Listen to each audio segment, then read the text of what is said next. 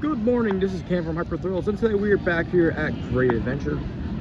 Nice weekday visit here, as we're just gonna get on some rides and of course check out some new stuff around the park. So let's head on in. The snow is over here on Main Street, just like any other project on Main Street. The coffee shop has become, well, a coffee shop. It was Roller Coaster Coffee before, but yeah, nice touch here.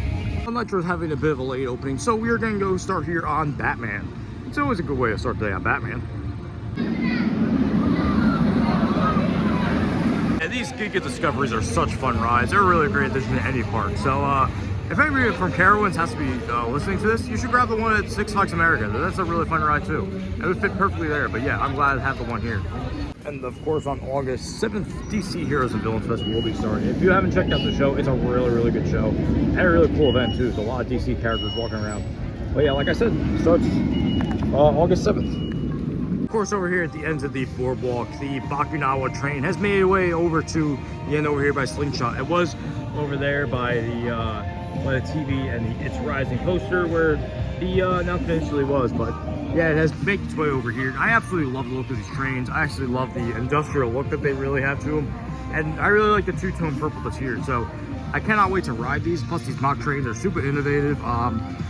They are, you know, of course they're floorless trains unlike the other ones, and these ones might also be the self-checking one, just like the Time Traveler and Ride the Happiness trains. But yeah, absolutely cannot wait to get on this next spring. So yeah, this is really exciting to see in person.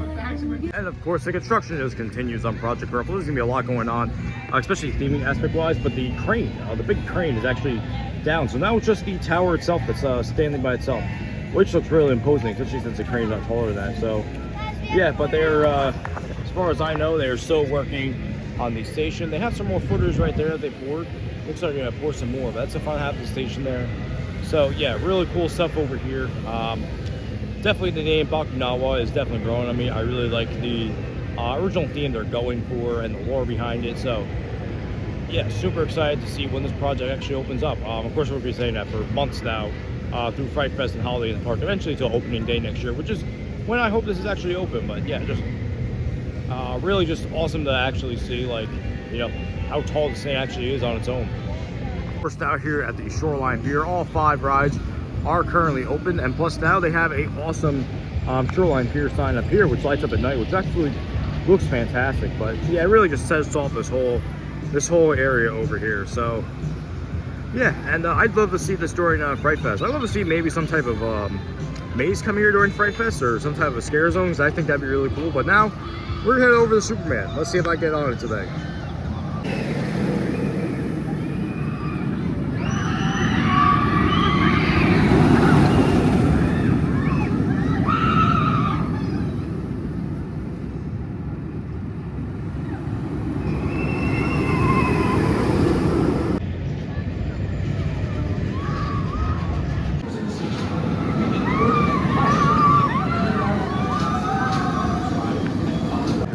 Placed in the wide lockers.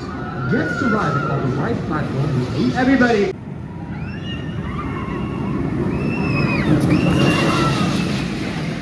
Just did a ride on Superman Ultimate Flight. While it is definitely a fun ride, it is definitely not as intense as Tatsu, especially in that pretzel loop. That pretzel loop is not as intense for me anymore, which is horrible to say. It sounds like a typical Fuzi, but yeah, the pretzel loop is just not as intense. But, you know, still a solid ride, just that the Tatsu bands are much better flying coasters. By Roaring Rapids and Nitro, they have started setting up for Fright Fest, which right here we have the Demon District, which is going up first, I presume. And yeah, definitely, you know, Fright Fest is right around the corner. It starts September 18th, which, yes, it seems like it's a little much for being a month away, but they do have a lot going on this year. So understandably, they do have a lot of decorations that they're going to start to put out. Just took a ride on Jersey Devil Coaster. Well, it is always a fun ride. I honestly kind of prefer Wonder Woman over Magic Mountain. It runs a lot faster and smoother, but this is still a really good ride here at Great Adventure. One of the best in the park in my opinion, but yeah, just it just doesn't really run the same as Wonder Woman over there. The safari is such a unique experience for Great Adventure, being that it's the only kind that's not in Florida. The other one being over at Disney's Animal Kingdom, at least in a theme park.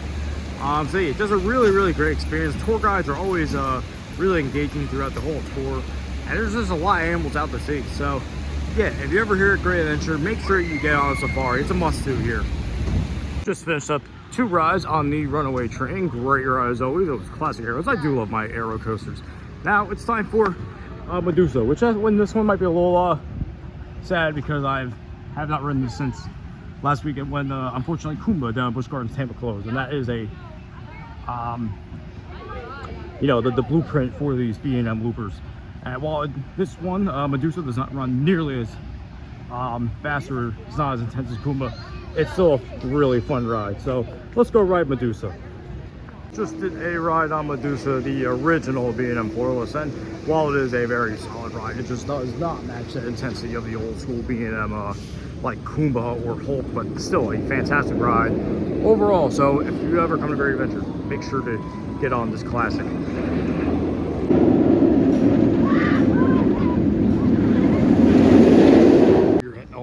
They actually have this really nice El Toro shirt, which I've seen these at the Legacy Cedar Fair parks like Rapterra. I'm sure they have them at Cedar Point. I saw one for X2 at Magic Mountain, but it's my first time seeing one here. That's pretty cool. No El Toro for me today, as it's still unfortunately on one train, and I'm sure the park is doing all they can to get that second train back on, but like I said, still on one train at the moment. So yeah, there has to be something going on with Intamin, because Stormrunner over at Hershey Park is having a very similar issue with their one train. So right now, El Toro is still on one train. At Beach Bros Beverage Co., which you get a whole variety of drinks in. I got what's called the Belmar Pier Pressure, which is like strawberry, cold foam, dragon fruit, lemonade. It's actually really, really good. So they do have a variety of options between refreshers and what they call energy something. I don't know, one of those recharge drinks. And then you can also build your own too. But yeah, really cool option here over here at the boardwalk next to Take a Dip and the Riptide Seafood Shack.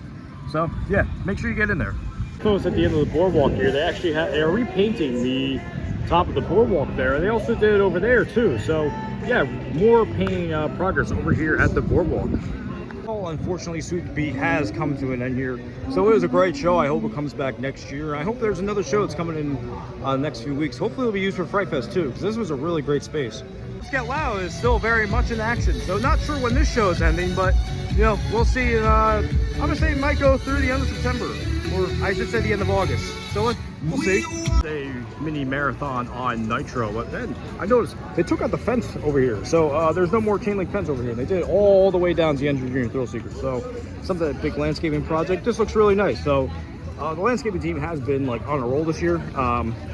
So I'm excited to see what the final product is. But I really like all the landscaping they've done so far over here.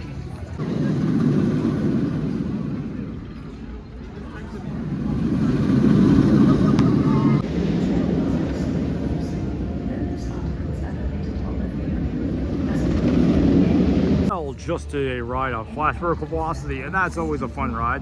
I just do wish the music was back. It definitely took away from some of the experience of this ride, because the music is a really cool addition, especially at a regional park. But yeah, otherwise, Flash, it's always a fun ride here. Over here in the Main Street Market, they actually have a ton of Bakunawa merch. They got sweatshirts, shirts, sweaters. They got the hat, they got the water bottle.